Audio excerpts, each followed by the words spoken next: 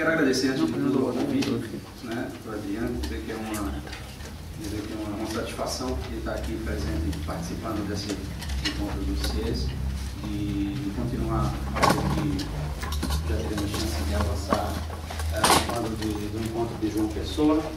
E, bom, quero aproveitar essa oportunidade para falar um pouco de alguns resultados dessa pesquisa, que foi, bom, uma parte já foi feita na cidade de São Luís do Maranhão, no Brasil, e que agora eu apresento alguns resultados e a ideia principal é discutir algumas possibilidades de leitura dos dados. Sim? Então, tomar uma perspectiva que faz parte do referencial teórico da pesquisa e apontar para os seus limites e as necessidades de construções conceituais adicionais, ou mesmo, às vezes, contraditórias ao referencial teórico, mas que possam dar conta de algo que conseguimos capturar com a pesquisa. Então, a pesquisa diz respeito a uma análise histórica, uma pesquisa feita em arquivos sobre uma década, na década de 80, de mobilizações e ações de protesto por moradia, por habitação nessa cidade. Sim? E, bom, essa será a sequência da apresentação, alguns aspectos metodológicos da pesquisa, depois um pouco uma parte do referencial teórico ao qual pretendo apresentar uma crítica e uma proposição de expansão, né? E alguns dados da pesquisa para que talvez essa proposição se apresente como uma proposta de leitura dos dados. Tá? Antes de tudo, uma pequena contextualização. Esse é o mapa do Brasil e aquela parte em verde é o estado do Maranhão, que compõe a região nordeste do Brasil, faz parte da região nordeste do Brasil. E, para quem não conhece o Brasil, a região nordeste é a região no Brasil com maiores problemas socioeconômicos e educacionais e indicadores de saúde. A região nordeste é a região com problemas mais agudos de pobreza e de desigualdade no país, historicamente, né? Desde a formação do Brasil.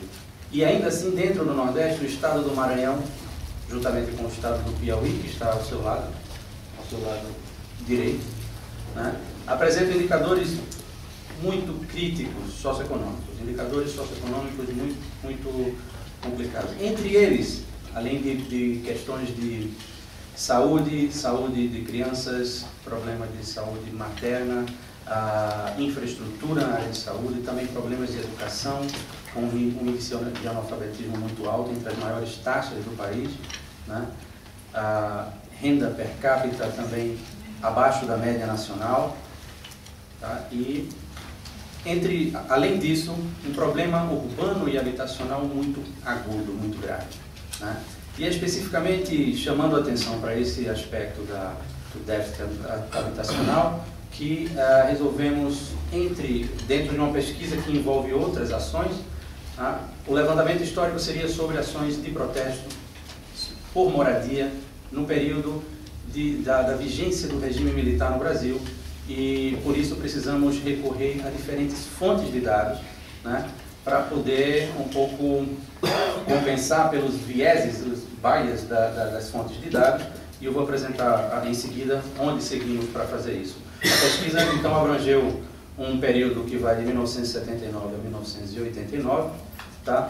E o desenho, ele é um desenho relativamente, digamos, tradicional nesse tipo de recorte de pesquisa, porque aporta dados a partir de fontes de arquivo, né? Mas também de fontes de notícia, tá? E complementa essas fontes com algumas pessoas, com algumas entrevistas com pessoas que fazem parte ou diretamente estiveram envolvidas nesses protestos.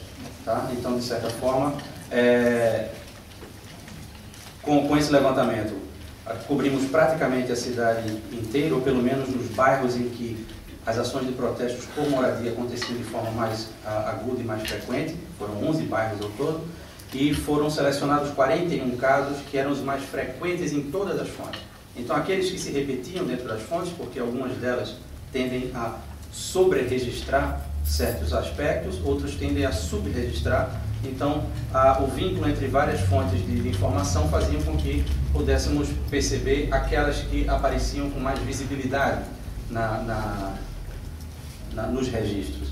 E aqui temos registros bastante distintos, e assim, intencionalmente a partir de fontes bastante distintas. Então, temos desde do órgão principal de controle e de repressão durante o regime militar, que é o núcleo da inteligência da polícia durante o regime militar, que eram as delegacias de ordem social e política do Maranhão, que mantém registro e depois de um processo de democratização tendem a compartilhar informações com entidades, por exemplo, que trabalham com direitos humanos e assim por diante. Então, podemos ter acesso aos recursos então, da polícia, né? Mas também recursos do principal jornal de circulação no Estado, o Jornal Estado do Maranhão, além da principal entidade dentro dos setores mais progressistas da Igreja Católica, que estiveram vinculados à criação de movimentos por direitos humanos no Estado, a Comissão de Justiça e Paz da Arquidiocese do Estado, né? Aliás, da Arquidiocese de São Luís, da capital do Estado do Maranhão. E dados mais recentes da Sociedade Maranhense de Direitos Humanos e com membros de defesa dos palafitados do Maranhão. Os palafitados são, não sei se o termo é comum, mas são habitações que se constroem sobre áreas alagadas, né? E palafitas são exatamente aqueles troncos que dão sustentação à habitação, né?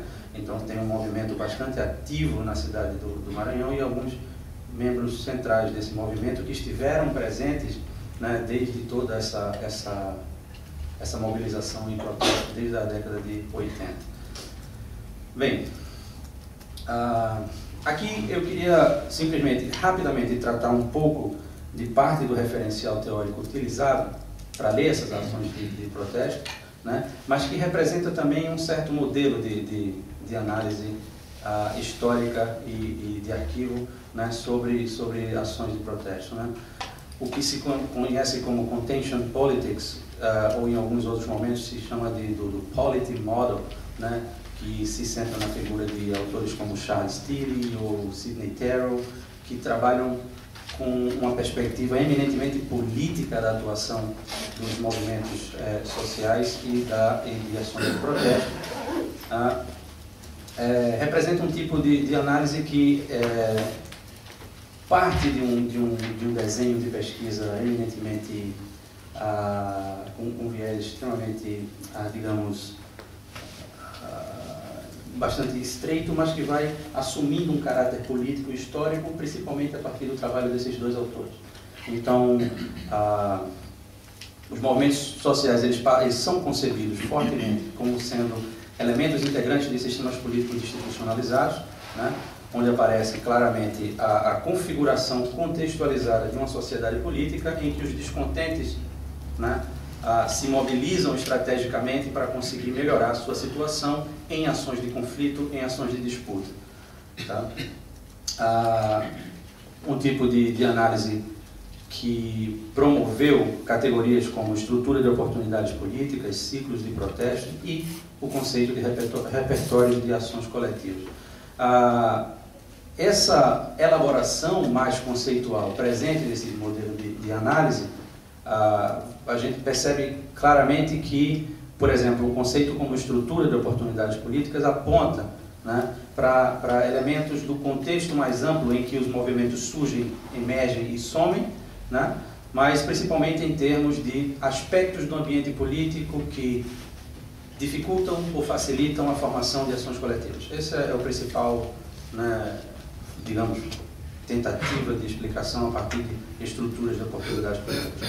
Ciclo de protesto dão conta exatamente de um aspecto mais macro-histórico, né? Olhar para uma história de mais longa duração e perceber se os protestos eles seguem alguns ciclos que podem ser lidos a partir de marcos históricos que explicam esses ciclos de aumento ou diminuição das formas de ação coletiva. E, por último, o conceito de repertório de ações né, que foi primeiramente exposto por Charles Tilly e posteriormente aprofundado por Sidney Terrell, tenta dar conta exatamente de um elemento que não é necessariamente histórico, não necessariamente macroestrutural, né, mas que é eminentemente político e cultural no sentido pragmático.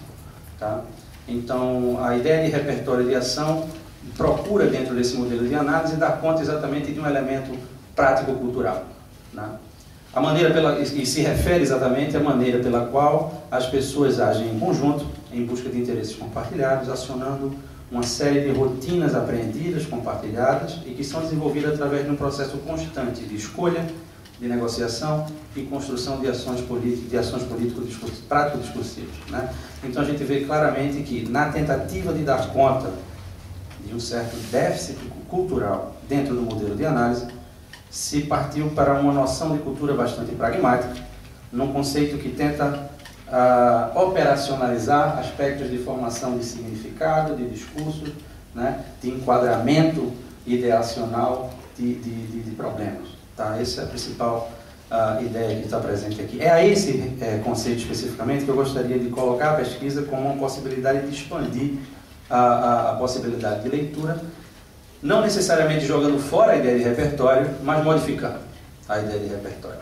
Tá? Então, na sua elaboração tradicional, digamos assim, na elaboração original, os repertórios são divididos entre aqueles que eles chamam de tradicionais e os modulares, os tradicionais sendo aqueles mais culturalmente enraizados, né, que normalmente envolvem aspectos religiosos e de traços culturais específicos, e esses sim são conjunturais e contextualizados muito fortemente. Enquanto que outras formas de repertórios de ação, chamadas aqui de modulares, né, seriam aqueles em que permitem exatamente a transmissão por tempo, espaços distintos, na medida em que eles são mais desenraizados. Tá? Embora essas duas elaborações a partir da ideia de repertório permitam apreender aspectos na formação de uma ação de protesto, que sejam culturalmente contingentes, né, que sejam culturalmente específicos, mas também elementos que sejam macro-históricos e menos enraizados culturalmente, né, então você tem de fato uma apreensão até mais plural do que algo puramente contextual.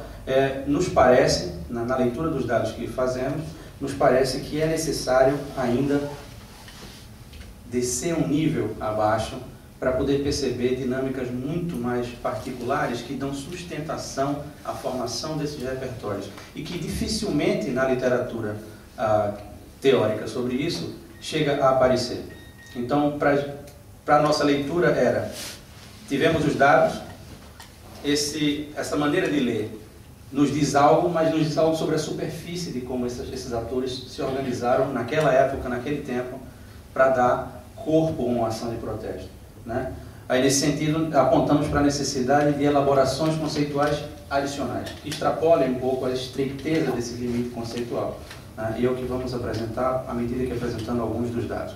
Eu peço desculpa a vocês, eu não vou comentar todas as tabelas exaustivamente, mas eu quero simplesmente dar uma ideia geral de como aparecem essas ações de protesto e um pouco diferenciar o que são os modos, os repertórios em que elas surgem, a sua frequência ao longo do tempo, daquilo que a gente está elegendo como repertórios de base. Essa é a proposição que a gente quer trabalhar, né? Eu e o Jesus. Bom, alguns dados da pesquisa, aparece aqui a distribuição dos eventos de protesto ao longo das décadas, e esse tipo de distribuição nos dá uma leitura, é possível fazer uma leitura desse dado a partir da própria ideia de ciclo de protesto, onde a gente consegue ler essa incidência maior ou menor a partir de certos períodos históricos em que parece propiciar ou dificultar esse tipo de ação. Então, só para dar um exemplo, esse período que vai aqui de 81, 82, que você tem esse pico gigantesco, é exatamente um período em que os principais grupos que viriam a ser depois os grupos de defesa de direitos humanos estavam diretamente ligados em ações de protesto por moradia, por conta de um grande projeto governamental que pretendia tirar as favelas da cidade. Então aqui claramente você percebe a ideia de ciclo de protesto, uma leitura um pouco mais histórica. E esse outro pico que aparece em 1997 é exatamente o período que precede a Constituição, da formação da Constituição de 88. Isso é uma coisa que aconteceu por todo o país. E em São Luís você consegue perceber isso, que foi um ciclo de mobilização e de organização muito forte que acontece em todo o país. Bom, digamos, o que fizemos foi um pouco uma decupagem da formação desses dados. Quer dizer, os dados ora apareciam referidos a pessoas específicas, na forma como estão registrados, ora apareciam pelo conteúdo da mobilização ou do protesto, né? E fomos formando um banco de dados e a partir daí podemos decompor esses dados a ponto de conseguir encontrar, por exemplo, a presença, né, de que tipo de ator, que tipo de profissional estava presente, ou especificamente o tipo de ator social, sociopolítico que estava presente, né? Então você tem uma grande presença de líderes comunitários. De fato, na história desse tipo de ação coletiva no país, né, os bairros e as pequenas ações comunitárias foram, durante um bom tempo, a principal forma de ação e de atuação política, né? Foram os bairros, os movimentos de educação popular e onde floresceram a boa parte da liderança comunitária dessa época. Então não é surpresa encontrar, por exemplo, 26% das ações que estão registradas como estão ligadas diretamente a líderes comunitários. Mas 26% também representa padres, né? O que aponta para um dado também já conhecido da realidade brasileira, da própria posição ambígua que a Igreja Católica ocupou durante todo o período militar, fazendo com que setores da Igreja funcionassem muitas vezes como instituições guarda-chuva, né, para várias ações de questionamento, que em muitos casos assumiam o formato simplesmente de ações de melhoria de condições de vida naquela comunidade, naquela localidade, mas que também desempenhavam uma promoção de formação política muito forte, né? Então não chega a ser surpreendente esse dado. Bom, aqui a gente já chega numa formação um pouco mais dentro dessa leitura a partir desse referencial teórico, e a gente consegue perceber as principais ações que representavam, né, quer dizer, as ações coletivas que nós estamos caracterizando como ações de questionamento e de protesto, né? Teve uma forte incidência, né, das reuniões em locais públicos, né, de discussões políticas sobre aspectos que afetavam as populações envolvidas, principalmente as questões de moradia, de saneamento e de água na cidade. São Luís do Maranhão, a cidade, até hoje, tem um déficit urbano gigantesco. Uma cidade que não chega a 30% dos domicílios tem esgoto e saneamento adequado, né? Então, capital de um estado de um dos ex-presidentes da nação, só para você ter uma ideia. Bom, então temos a única coisa que eu gostaria de chamar a atenção é que esse terceiro elemento que está escrito como panfleto aqui, seria melhor colocado como ação de panfletagem e não necessariamente o panfleto, exatamente porque o conceito que estamos querendo desenvolver envolve o panfleto como um tipo de repertório que estaria na base de todas essas ações que se formam como ação de protesto, né? Eu já parto diretamente para o que estamos chamando de repertório de base. Vemos claramente a grande quantidade de ações, digamos assim, um pouco mais básicas, antes de acontecer uma grande passeata, antes de se constituir um grande palanque, massivamente ocorriam instruções e esclarecimentos, né? O próprio trabalho de educação política comunitária, né? Declarações públicas feitas em meios de comunicação, né? A formação e a criação e distribuição de panfletos, né? Manifestos e declarações feitos a partir desses pequenos pedaços de comunicação, veículos de comunicação, tá? Os próprios relatórios que eram feitos a partir de entidades que davam suporte aos movimentos e que pequenos grupos de pessoas escreviam para um público interno ao país e para um público externo sobre o que vinha acontecendo em termos dessas ações. né? Então, a proposição que a gente faz é que, a partir da ideia, isso é uma ideia, por exemplo, que a gente pega de um outro referencial teórico, o Alberto Melucci fala da ação coletiva como um sistema de ações multipolares, né? Sendo um sistema de ações multipolares, não dá para perceber a formação de uma ação de protesto como tendo nem apenas uma fonte, nem seguindo um só sentido, né? Então, com essa ideia, não dávamos para perceber a formação de ações de protesto nesse passado recente, sem que recorrêssemos a algum tipo de, digamos, detalhamento da dinâmica mais interna do movimento, né? As ações que conformam os repertórios de ação e ações coletivas necessitam de outras ações que lhe dão suporte e constroem sentido. Aqui iniciamos um debate muito interessante para saber se isso que estamos chamando de ações, de repertórios de base, não seriam simplesmente as redes, né, as networks dos próprios movimentos acessadas antes da formação de um protesto. E foi interessante porque começamos a depurar um pouco essa ideia e me parece que, ainda assim, a ideia de um outro repertório mais básico, mais simples, seria aquele capaz de fazer conexão entre liderança e base, fazer conexão entre saberes específicos e a composição de ações efetivas, né? É o que estamos chamando de repertório de base. Então, seria exatamente o que estamos chamando de informação em movimento, modalidades de comunicação ou formas de informação sintetizada que podem possibilitar a expansão de ciclos de mobilização, a ligação entre saberes especializados e a concretização de ações de confronto.